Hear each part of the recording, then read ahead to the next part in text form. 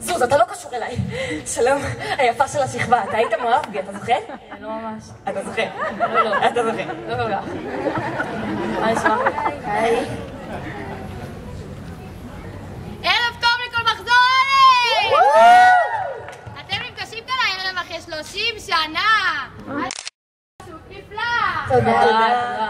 בואו נראה מה השתנה מאז שסיימתם את לימודכם כאן בבית הספר. נתחיל איתך. אני, כפי שאתם זוכרים, תמיד אהבתי לנגן. אז היום אני מנגנת בפילהרמונית. פילהרמונית? כן, כן. אולי תנגני לנו משהו? בשמחה.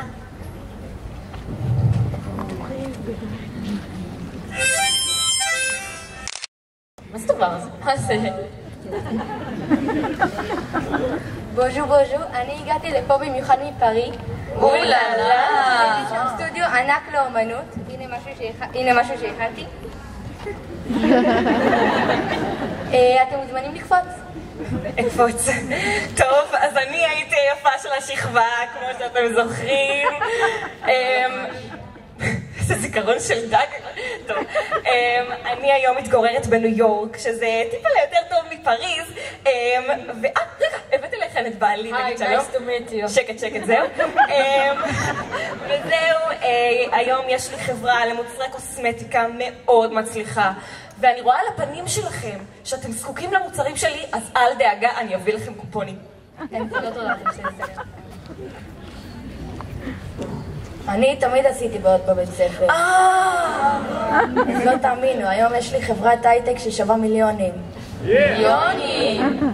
מישהו ראה את אשתי? אני לא מוצא אותה. כמו שאתם יודעים, אני מאוד אהבתי את שיעורי הספרות בבית ספר. היום אני עוסקת בכתיבה. אפשר לומר שאני סופרת ומשוררת. תקריאי לנו משהו. בדיוק הכנתי משהו. אהבה היא כמו... כן? אהבה היא כמו... כן?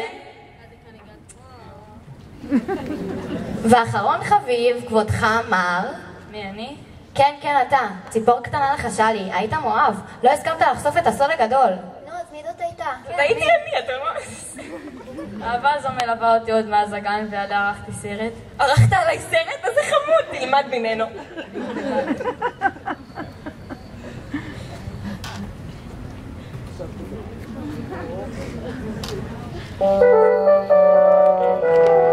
כאילו אני גבעתיים, אני... אבל שלא בחרתי בגבעתיים. חבל עליך. אני יודע דבר אחד, שאני אוהב את העיר הזאת וזכיתי לאהוב אותה.